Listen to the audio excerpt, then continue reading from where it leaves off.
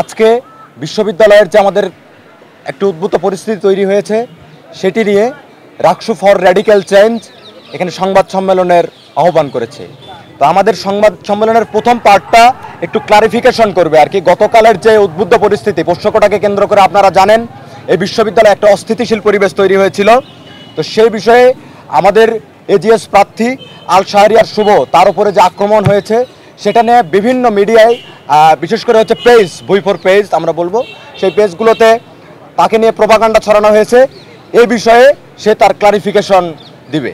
উপস্থিত প্রিয় সাংবাদিকবৃন্দ, সহযোদ্ধা ও শুভাকাঙ্ক্ষীদের আমার সালাম, আসসালামু আলাইকুম। আপনারা জানেন পোষ্যকোটা বাতিলের দাবিতে 2018 সাল থেকে আমাদের দীর্ঘদিনের লড়াই ছিল। তার ওই ধারাবাহিকতায় পোষ্যকোটা বাতিলের দাবিতে আমরা গণস্বাক্ষর মিছিল, রক্ত সংহতি, বিতর্ক, অনশন, পোষ্যকোটার কবর এবং সবশেষে প্রশাসনিক ভবনে তালা দেওয়ার মাধ্যমে অভিশপ্ত পোষ্যকোটা থেকে রাজশাহী বিশ্ববিদ্যালয় মুক্তি পায়। কিন্তু গত বৃহস্পতিবার হুট করে পোষ্যকোটা আবার পুনর্বহাল করা হয়। তার ওই প্রতিবাদে আমাদের ভাইয়েরা অনশনে বসে, কিন্তু প্রশাসন তাদের দিকে কোনো সাড়া দিচ্ছিল না। তাই শিক্ষার্থীরা প্রশাসনিক ভবনের সামনে অবস্থান করে এবং সেখানে আমাদের প্রভিসি মাইনুদ্দিন স্যারকে দেখতে পায়। তাই শিক্ষার্থীরা মাইনুদ্দিন স্যারের কাছে জবাব চায়, কিন্তু তিনি শিক্ষার্থীদের এড়িয়ে যেতে চেষ্টা করেন। পরবর্তীতে তাকে শিক্ষার্থীরা অবরুদ্ধ করে রাখে এবং এক পর্যায়ে একটি অপ্রীতিকর ঘটনা ঘটেছে। কয়েকজন শিক্ষক, কর্মকর্তা ও কর্মচারীরা আমাদের উপর অতর্কিত হামলা করেছে। পরবর্তীতে শিক্ষার্থীরা ক্ষুব্ধ হয়ে উঠলে তাদের নিবৃত্ত করার চেষ্টা করেছি। কিন্তু আপনারা লক্ষ্য করে থাকবেন বাঁশের কেল্লা নামক একটি পেজ, আমি আবারও বলছি বাঁশের কেল্লা নামক একটি পেজ এবং বিশ্ববিদ্যালয় সংসদ গ্রুপে আমাকে এবং আমার সহযোদ্ধাদেরকে অকথ্য ভাষায় গালাগালি, ছাত্রত্ব বাতিল এবং জীবননাশের হুমকি দিচ্ছে। সারা দেশের মানুষের কাছে আমাকে এবং আমার সহযোদ্ধাদের ভুলভাবে উপস্থাপন করা হচ্ছে।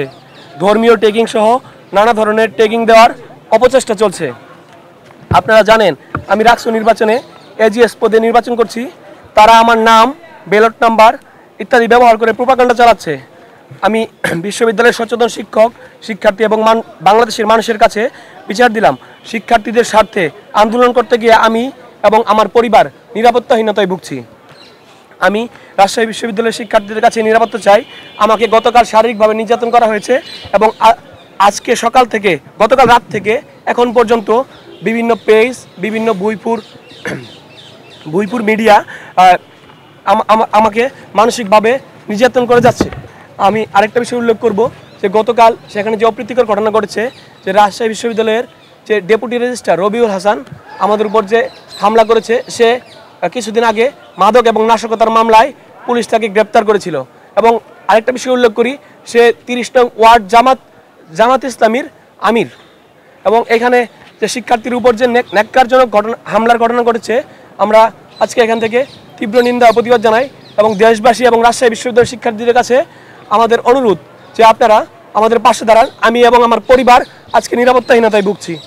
এ পর্যায়ে আমাদের সার্বিক পরিস্থিতি বিষয়ে আমাদের যে লিখিত প্রেস ব্রিফিং আছে এটা পাঠ করবে রাকসু ফর র্যাডিক্যাল চেঞ্জ প্যানেলের জিএস পদপ্রার্থী আফরিন জাহান।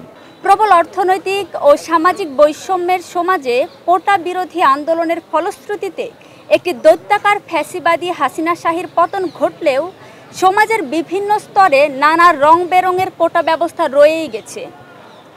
সাধারণভাবে শুধুই মেধার ভিত্তিতে এই আন্দোলনকে অনেক সময় লিবারেল মেরিটোক্রেসির দৃষ্টিভঙ্গিতেও বিবেচনা করেন অনেকেই। কিন্তু যে বিপুল কোটা বৈষম্য ছিল বাংলাদেশের সরকারি চাকরিগুলোতে, সেই ব্যবস্থার পরিবর্তন হলেও লক্ষণীয় যে রাজশাহী বিশ্ববিদ্যালয়ে ভর্তি প্রক্রিয়ায় শিক্ষক কর্মচারীদের সন্তানদের কোটা ভিত্তিক সুবিধা ব্যাপক ত্রুটিযুক্ত ব্যবস্থার মাধ্যমে পরিচালিত হয়ে আসছে। রাজশাহী বিশ্ববিদ্যালয়ের এই কোটা ব্যবস্থা অভ্যুত্থান পরবর্তী সময়ে আন্দোলনের মাধ্যমে বর্তমান মাননীয় ভাইস চ্যান্সেলর ও বর্তমান প্রশাসন বাতিল করার পরেও আসন্ন রাকসু নির্বাচনের প্রচারাভিযানের সময়ে উক্ত কোটা ব্যবস্থাকে আবারও ফিরিয়ে এনে ক্যাম্পাসের পরিস্থিতি ও রাকসু নির্বাচনের উৎসবমুখর পরিস্থিতিকে সম্পূর্ণরূপে ঘোলাটে করে ফেলা হয়। এরই পরিপ্রেক্ষিতে বিগত 19 ও 20 সেপ্টেম্বর তারিখে আন্দোলন চরম আকার ধারণ করে। উক্ত আন্দোলনে শিক্ষক শিক্ষার্থীদের মাঝে অনাকাঙ্ক্ষিতভাবে হাতাহাতি ধস্তাধস্তি হয়, যা রাজশাহী বিশ্ববিদ্যালয়ের মর্যাদাকেও সারা দেশে ভুলুণ্ঠিত করেছে। ব্যবস্থাকে আবারও ফিরিয়ে আনার ক্ষেত্রে শিক্ষক কর্মকর্তা কর্মচারীদের অনড় অবস্থান, প্রশাসনকে চাপ দিয়ে এই কোটা ব্যবস্থা ফিরিয়ে আনায় আমাদের সন্দেহের অবকাশ রয়েই যায় যে রাকসু নির্বাচন বানচাল ও প্রশ্নবিদ্ধ করা এর একটি গোপন উদ্দেশ্য ছিল কিনা আদতে। ছাত্র শিক্ষক কর্মকর্তা মিলেই আমাদের এই প্রাণের রাজশাহী বিশ্ববিদ্যালয়। সকলের মধ্যে সৌহার্দ্যপূর্ণ সম্পর্কের মধ্য দিয়েই বিশ্ববিদ্যালয় চলে। কারো অনুপস্থিতিতে বা অসহযোগিতায় এই বিশ্ববিদ্যালয়ে অচল অবস্থা তৈরি হবে। ইতিমধ্যেই আপনারা জানেন কর্মকর্তা কর্মচারী শিক্ষকদেরও কর্মবিরতি চলছে।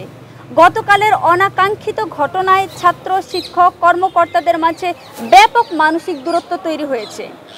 এই বিশ্ববিদ্যালয়ে আসন্ন রাকসু নির্বাচন সুষ্ঠুভাবে এবং অংশগ্রহণমূলকভাবে অনুষ্ঠিত হবার ব্যাপারে আমরা উদ্বিগ্ন। ইতিমধ্যে অনেক শিক্ষার্থী আতঙ্কিত হয়ে অনেকেই বাড়ি অভিমুখে চলে গিয়েছে। তদুপরি সামনে পূজার ছুটি এবং অবস্থান ধর্মঘটের কারণে বিশ্ববিদ্যালয়ের ক্লাস পরীক্ষা ইত্যাদি বন্ধ থাকার কারণে আরও অনেক শিক্ষার্থীগণ বাড়ি চলে গেছেন এবং চলে যাচ্ছেন। ফলে প্রায় ভোটার শূন্য অবস্থায় এই রাকসু নির্বাচন একটি বিস্ফোরা ও প্রশ্নবিদ্ধ নির্বাচন হয়ে থাকবে। ফলে আমরা পর্যাপ্ত ভোটারের উপস্থিতিতে এবং ভয় ডরহীন একটি লেভেল প্লেয়িং পরিবেশ তৈরি করে সুষ্ঠু নির্বাচনের উপযুক্ত পরিবেশ তৈরি করার পর রাকসু নির্বাচন অনুষ্ঠিত করার দাবি করছি।